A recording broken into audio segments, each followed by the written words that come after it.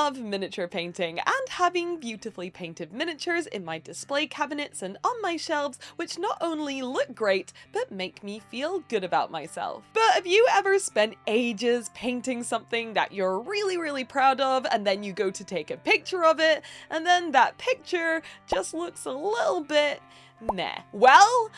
that sucks. I'm just kidding. We're gonna fix that today. One of my many jobs back when I worked at Games Workshop was photography, and I absolutely loved it. I could spend an entire day in a room by myself with miniatures, listening to whatever I liked, and making those kind of cool in-world scenic photographs that you see in the rulebooks and on Warhammer community sometimes. And still to this day, it's one of my favorite parts of the hobby and what I do on my channel, and I find it to be a really fun and rewarding way to kind of round off a painting project. Now, in a previous video, I covered exactly how I used to do the clean on-white box art and packaging style of images. And that was all well and good and super useful and all that jazz, but here in this highly requested video, I'm going to be teaching you guys how to take your miniature photography to the next level. So settle in and dust off your camera and miniatures, because I'm going to cover everything from equipment setup, posing tips, editing,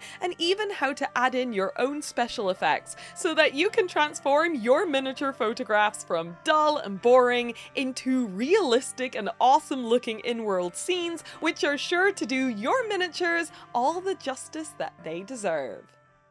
Whoosh. Let's go.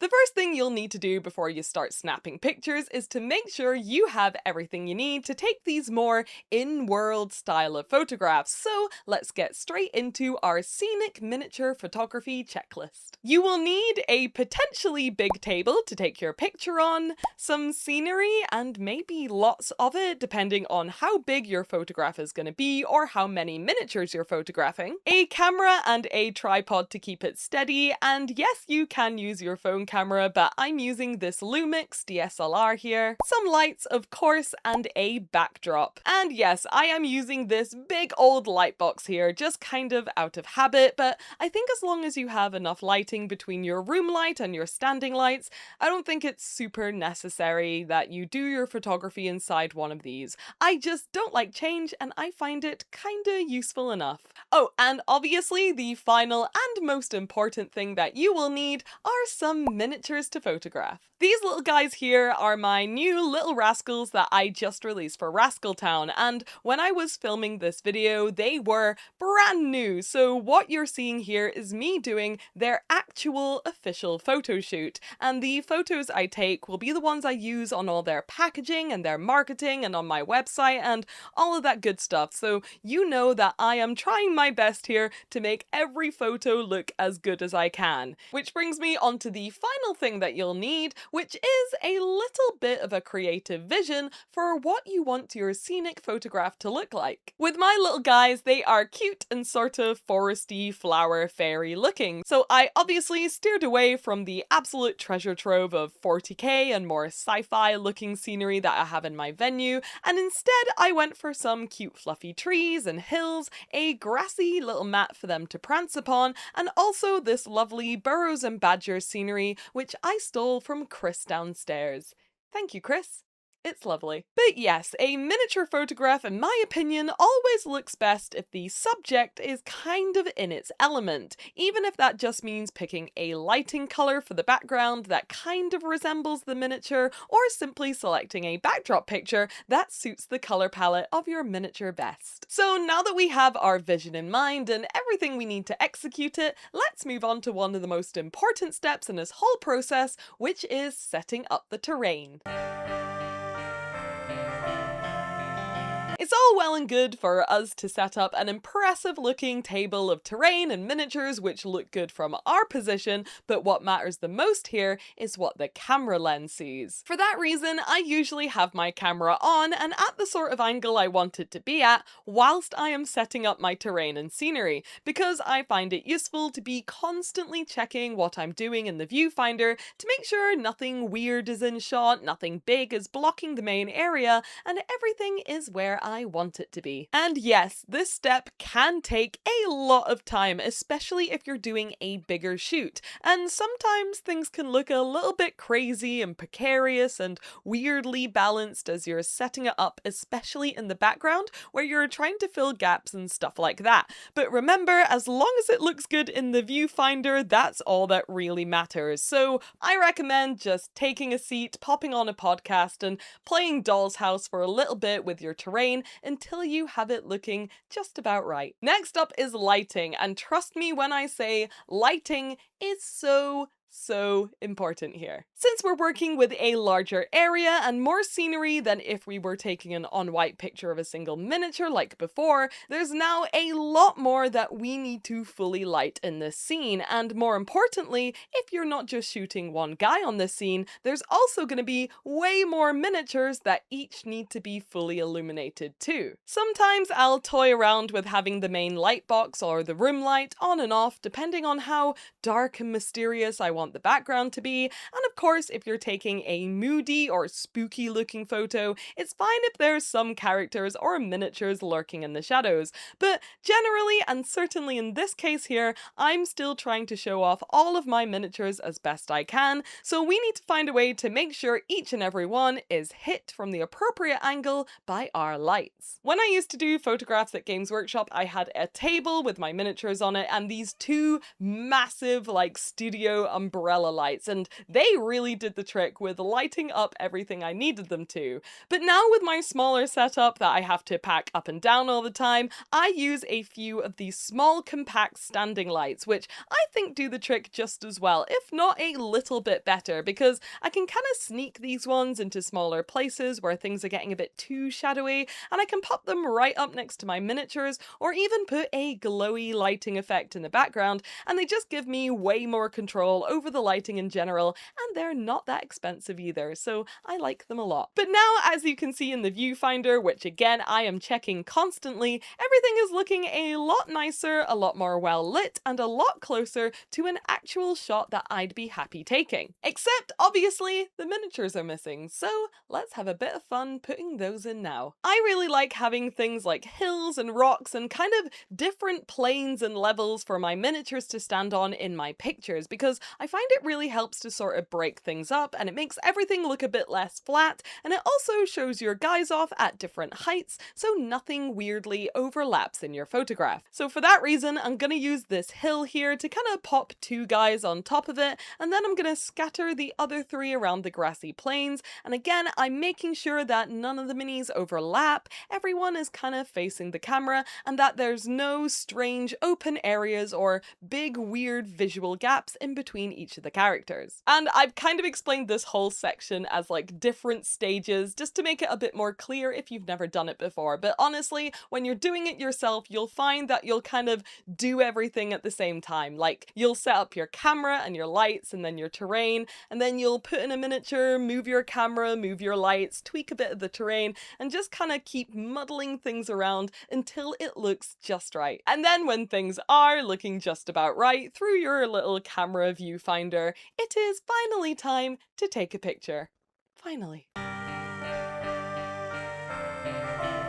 Now, if you watched my previous photography video on how to take the box art style photographs of your miniatures, then you'll be glad to know that this stage is very much the same as that one, and you can always go back to that video for a little bit more detail on how to take really nice pictures of your miniatures, but just to keep things brief, the camera that I'm using here is a Lumix G DSLR with a pretty standard Lumix lens on it and a fairly big and sturdy tripod too, and these are the settings on my camera which I am currently using for this particular shot. And again, as usual, it's really important just to make sure that your ISO on your camera isn't super high, because that'll just make your picture look washed out and kind of grainy too. But all of the lighting that we've added to the scene here should help with that loads, and will mean that you don't have to rely on things like long exposure times or high ISOs to see all of your lovely details. And yes, like I said, you absolutely can use your phone camera for this step. Just make sure you pop it on a tripod or something to keep it steady,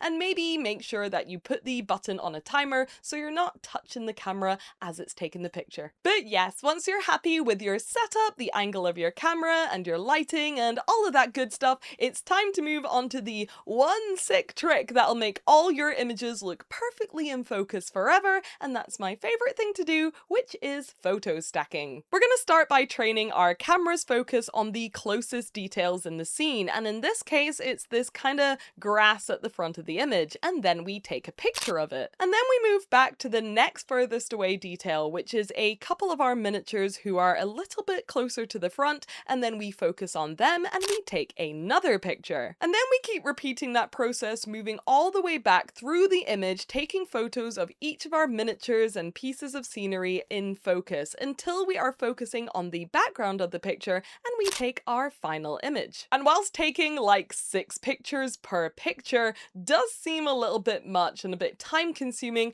I promise you it's absolutely worth it, and I do recommend spending quite a lot of time in this stage. So again, pop on your favorite album or something like that and just kind of relax and have fun with it. Anyways, now that you've taken all of your pictures, it's time to stack or stitch them together, and to do that I am going to be using Photoshop, but I think there are now free photo editing softwares online that do the same thing, but I'm going to use Photoshop because I've always used it and I am a creature of habit. Once all my pictures are connected to my computer, I load up Photoshop, go to File, Scripts, and then I select Stack Images. After that, you have to go through your pictures and find all the ones you took for one specific shot. Then you select them all, make sure you select Auto Align, and then press Go. This program will take all your images and stack them together on top of each other, and also try to align them perfectly as best it can. But we're not done yet, because now we need to blend them all together into one lovely, perfectly in focus image. So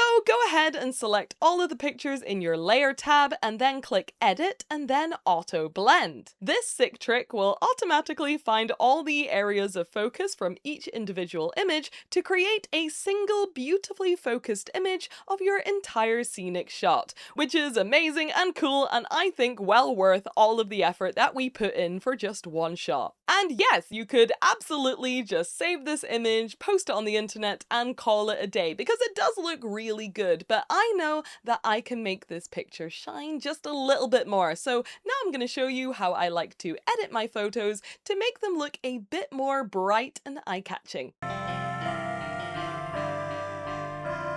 Again, just like we did with our single images in our last photography video, we are gonna hop into Adobe Lightroom for some of the initial little touch-ups. This is already, in my opinion, a pretty good image to start with, and I'm actually really happy with all the lighting and everything like that, so I'm not actually gonna do a whole lot here to fix it. Firstly, I think it is a tad dull looking, so I'm just gonna raise the exposure slightly and then reduce the shadows by quite a bit so I can see some of those background details a little bit more. But then I will raise the contrast just a little bit to bring back some of the overall punchiness and, well, contrast to the image. My painting style is already super duper bright and colourful, and we used a lot of light, so there's not much need to raise the vibrancy and saturation by a whole lot because I don't want it to look too overwhelming and blinding. But what I will always do is nip down here and use the sharpen tool to sharpen up the image a little, and then use just a little bit of luminescence to counteract and smooth some of the graininess that may have been introduced when we sharpened it. But since I want this to be a more kind of like in-world thematic group shot, there are still a bunch of things that we can do to this picture to really make it look great. So we're gonna head on back to Photoshop and open our edited image there. The first thing which I think is important to cover is how to edit the background or the backdrop of your image. I always use these lovely backdrop books by John Hodgson, but if you don't have those or you want to switch things up a little bit for a very specific look, then you absolutely can. So let's say, for example, I've had a change of heart here with this image, and now I'd like it to look a little bit more like it was taken at nighttime under a starry sky. All we're gonna do here is create a new folder called background and then use our clipping tool to clip the background out of this image. And yes, you can use the automatic clipping tool, but I find for accuracy, doing it manually is always the best way. Anyways, once you have fully clipped the background, you can select that clipping path and then press the mask button down here and it will make a mask of your background. Then just make sure that mask is applied to the folder that you just made and we are ready to experiment. Now, unless you're using your own photography for your backgrounds, which I highly recommend doing because it's good fun anyways, you gotta make sure that when you're lifting images off the internet, you're using ones that you are allowed to use. I think it's good practice these days to make sure you're not just taking someone else's artwork online and using it in your own photograph. And what's worse is that you may be just scrolling on Google and you may end up accidentally popping in some AI generated slop into your lovely miniature photograph without even knowing it. So just to play it safe, I like to use this website called Wikimedia Commons, which has millions of free to use photos on it, like this lovely purple starry night photo here, which I will be using for my backdrop. I'm just gonna copy and paste this photo into my folder which has the mask on it, and as you can see, it's instantly transformed this image into a nighttime scene. It is, however, a little bit stark, and since backgrounds are usually a little bit more blurry and in the distance, I'm going to slightly feather the layer mask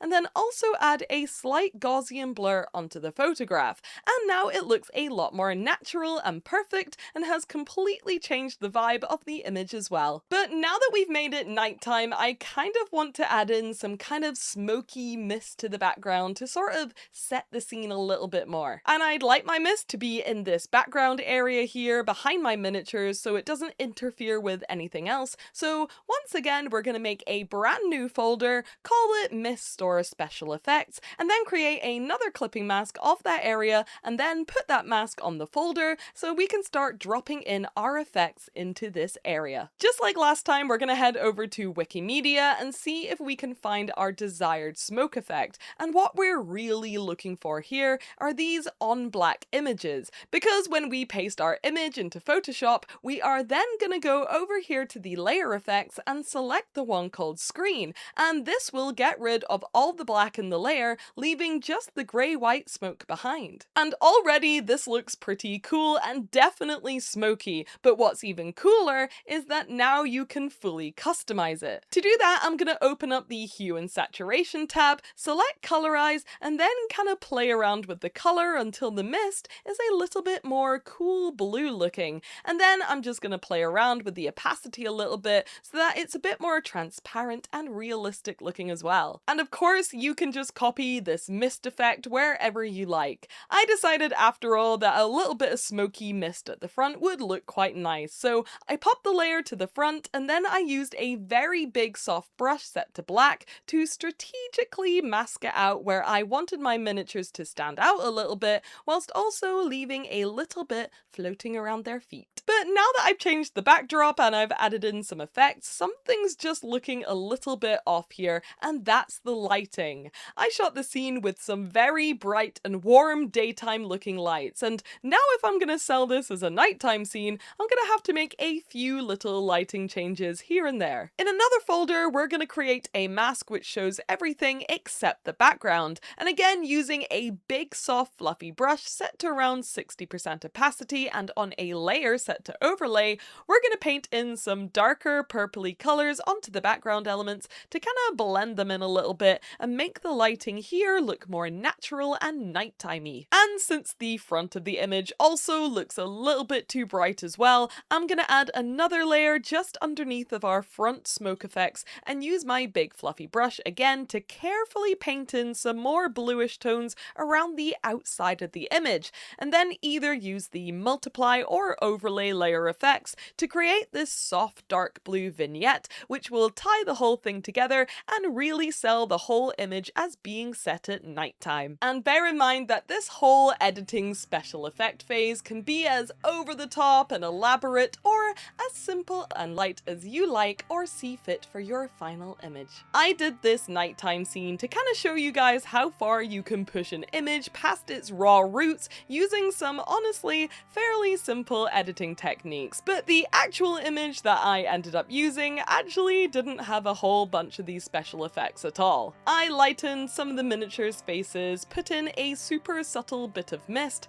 and added my Rascaltown logo to the background to make it ready for my Instagram and most importantly all of my packaging, so everyone else all around the world can also enjoy my photograph too. And also the miniatures, hopefully, most of all. Yay. But yeah, that's all there really is to it. As long as you can get the hang of clipping and masking the right parts, and you develop a bit of an understanding of what all the different layer styles can do through just playing around a little bit, you can transform any picture into whatever theme or mood you have in mind. And you may discover, like I did, that your miniature painting creativity doesn't necessarily stop when you put down your paintbrush. So if you found this video useful and you liked it and you end up using it to take your own pictures, please let me know because I would love to see them. But I'm afraid that is all we have time for today. Thank you so much for watching this video. I do hope you liked it and found it helpful, and as always, thank you for being rogues. I will see you in the next one. Bye!